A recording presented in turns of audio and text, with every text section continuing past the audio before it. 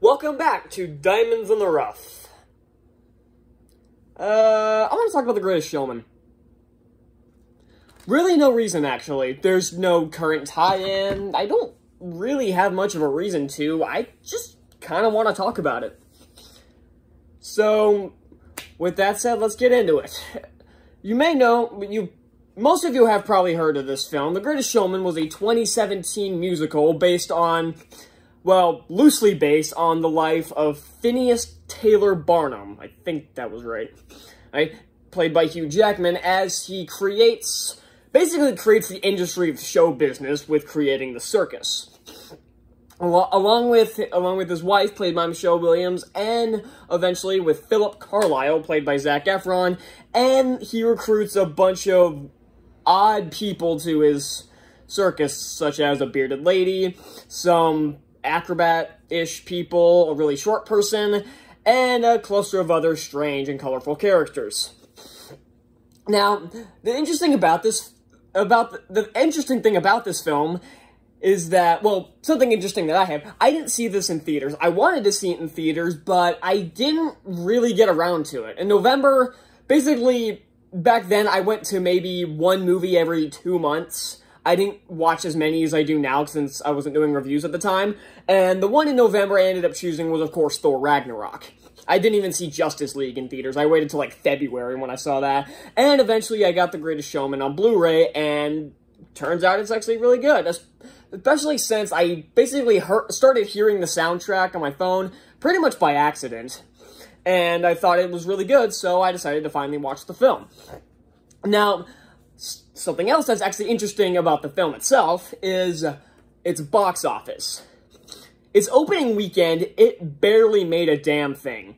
It made probably a few 100,000 at the box office in its opening weekend. Correct me if I'm wrong, and I'm pretty sure I read that somewhere, that it made less than it made jack shit its opening weekend, but it kept getting more and more, like, the word of mouth kept going around, and then more and more people went to see it, and ultimately culminated in a little over $438 million worldwide, and is currently ranked at the 285th highest grossing movie of all time. Now, that may not sound very impressive, but considering its box office was, again, starting out with virtually nothing, that's a pretty impressive feat. So this film, something that I noticed about this film is that the reviews were basically split in half. Hang on, let me adjust my camera. I'm kind of like sitting on the side edge of my seat. It's starting to hurt. So, the reviews of this film were basically split down the middle. I think on the tomato meter, it's at like 56%, which is around films such as Aladdin or Man of Steel. One of those is really good, one of those is not, but not the point. So, the reviews in this were dead in between. Some people really liked the film and thought it was a fun time. Other people saw it as incredibly stupid. I'd be lying if I said I couldn't understand either way. But it seems like this movie is getting more and more love, like, the longer it's been going. This even got an entirely new soundtrack by, like, different artists called The Greatest Showman Reimagined, including such artists as Panic at the Disco, which did Greatest Show. I want to say it was Pink who did This Is Me, or was it Kesha? I think it was Kesha, actually. Pink did something else. And there was plenty of other artists that worked on the different songs for this. That's how big the soundtrack for this film, at least, actually was. So, this film's kind of an odd case. I know I'm not really talking about the story much, but the story's really easy to explain, so I'm gonna actually, like, describe it later. Because on the surface, this looks really dumb.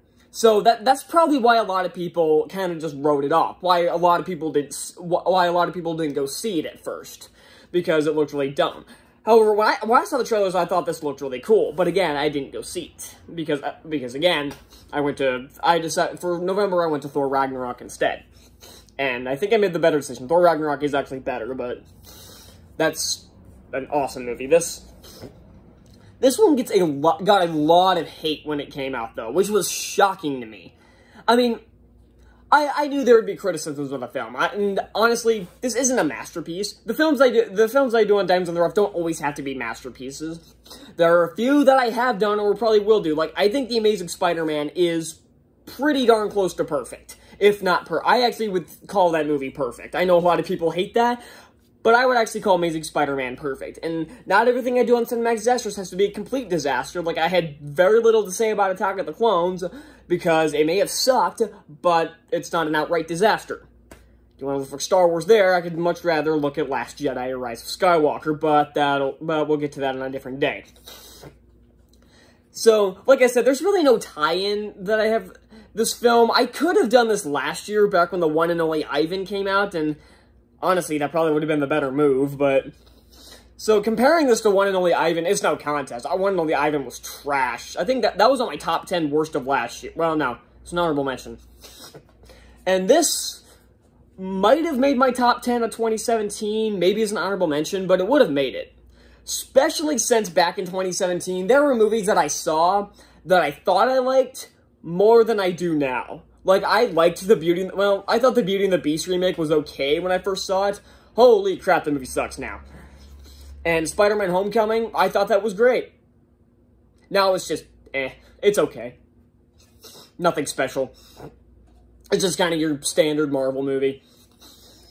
And though that's coming from a franchise that has many, like, some of the best comic book films ever made. So, still an okay feat.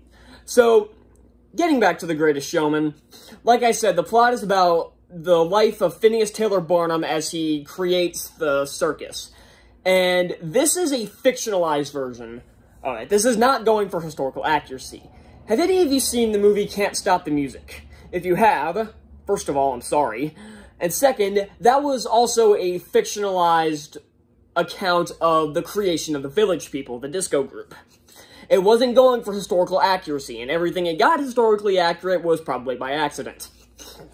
This is very similar. This is much better than Can't Stop the Music, but it's going for the same thing. It's not going for historical accuracy, which might have been part of the reason why people didn't like this, is because it strayed so far from what actually happened. Like, the character of Philip Carlyle did not exist. I think there was someone named Carlyle, because it was like the Barnum and Carlyle circus, but Philip Carlyle did not exist.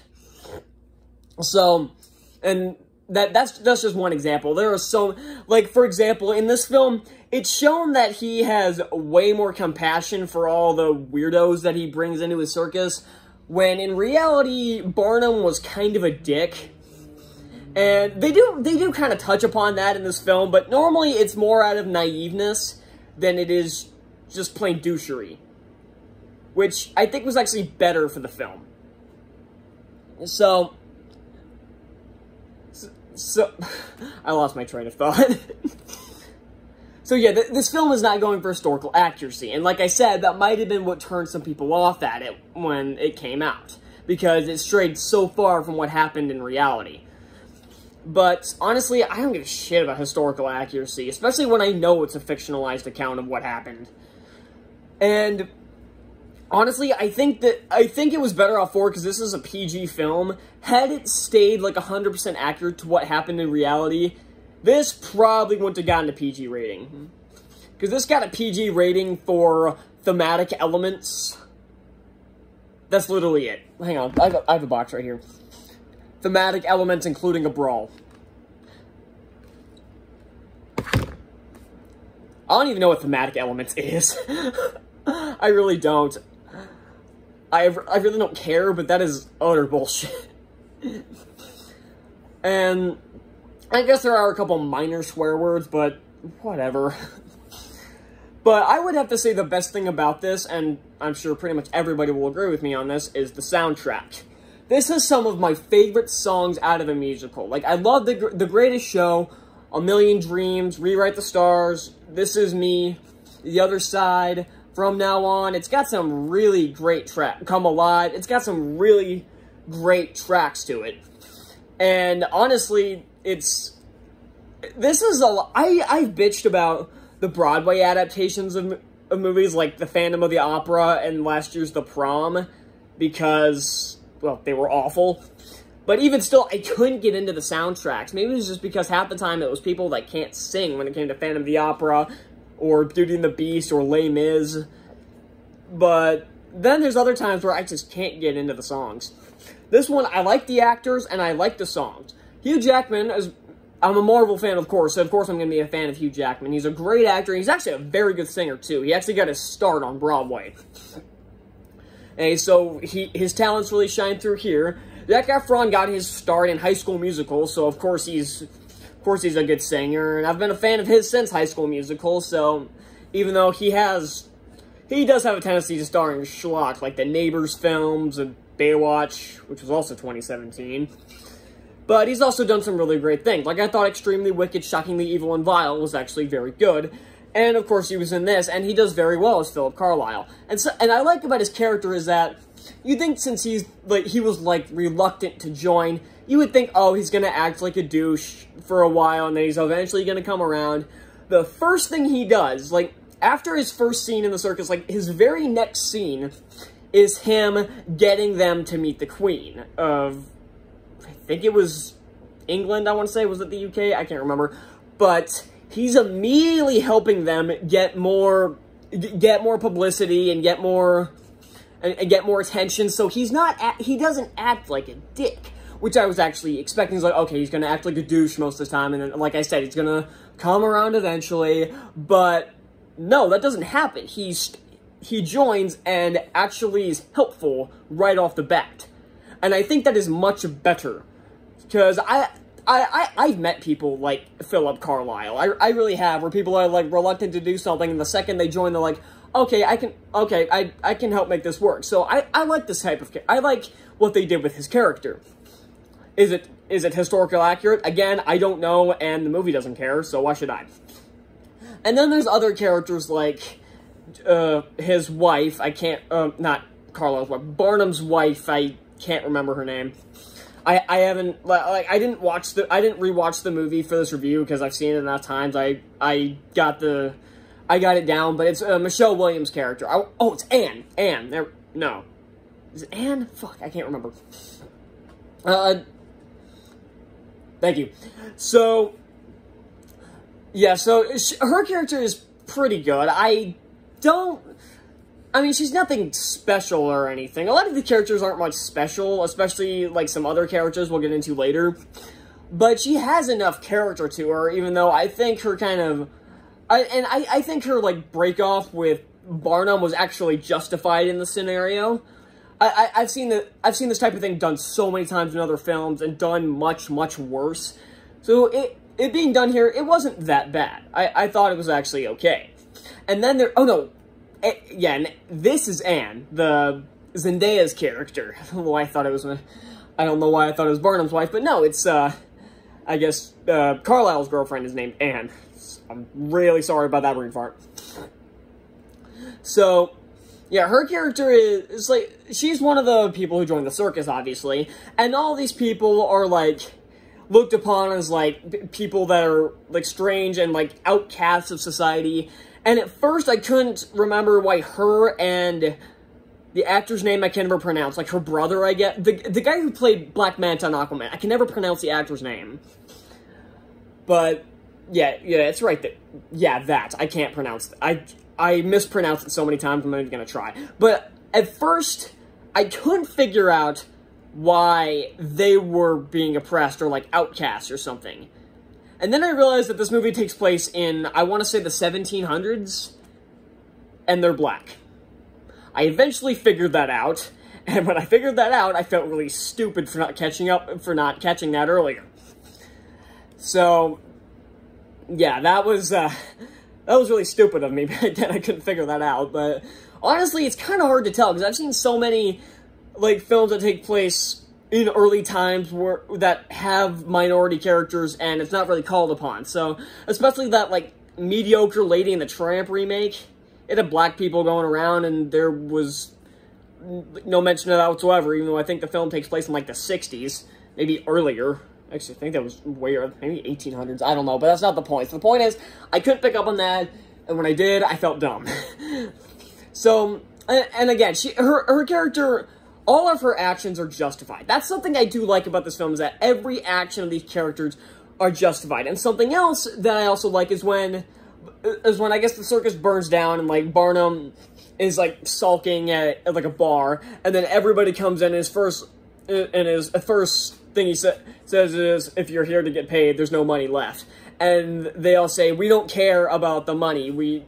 They're talking about how the circus was like a home for them, and that's something they didn't really have. And that's actually a really good scene, because any other film, it would have showed them being pissed off at Barnum or something, for him, like, abandoning them, but this film doesn't have that, because it knows those cliches are stupid.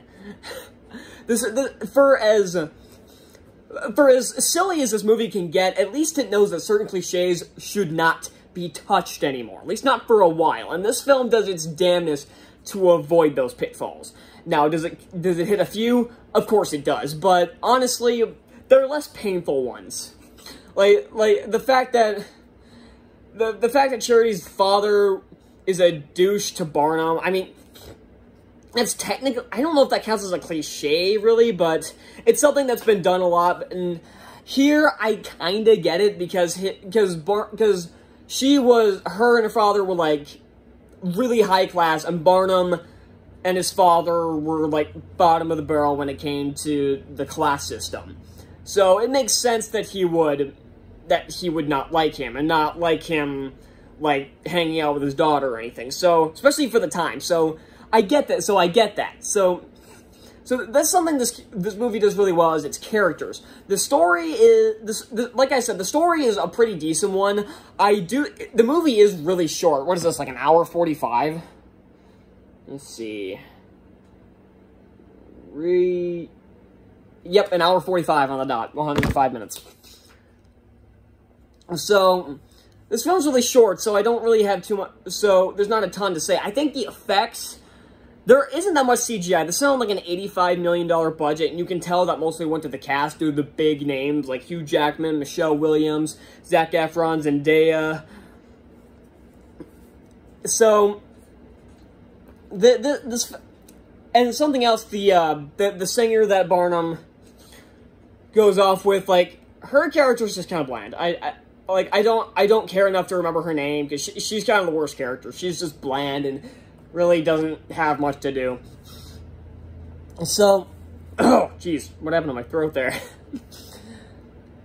So that's why I think this movie's really underrated. I think, like, I was getting to the effects, like, mostly it's just, like, CGI, like, elephants and stuff, and they look pretty good. Again, $85 million budget, most of it went to the cast, so the CGI still looks good. They did not need a lot of it, and thank God. You can tell a lot of these stunts were done, if all these stunts were done practically. Okay, that was bad English, but you get what I mean. So, like I said, there's a lot of these, like, ones that I don't say, like, I don't have these huge defenses why there's these big masterpieces, or why these are so ridiculously underrated, like I had for The Amazing Spider-Man, or for Percy Jackson. I don't have these huge arguments to why these films are masterpieces, because films like this, they're not 100% masterpieces, but they get way too much hate. This film is actually very good. If you haven't seen this, I actually highly recommend it. If you don't like musicals, I wouldn't recommend it, but if you like musicals, this is something you could actually probably get into. And I hear that they're adapting this for Broadway, and I think that's actually a good idea. Is it going to work? Maybe. I don't know. But I think it's a good idea to try. Broadway has had its failures. Spider-Man, Turn Off the Dark kind of comes to mind. But we never know. Movies being adapted into Broadway have worked before. It worked with a ton of the Disney films. So why couldn't it work for The Greatest Showman? Next time on Diamonds in the Rough, we're returning to the world of Marvel. Thank you all so much for watching. Be sure to hit that like button down below, subscribe for more reviews like this, and tell me what you think of The Greatest Showman. Do you think it's underrated like me? If you have your issues with it, I understand, but tell me what they are. If you think this movie's bad, please explain why. And, yeah, that's all I got, and I'll see you all next time. Bye.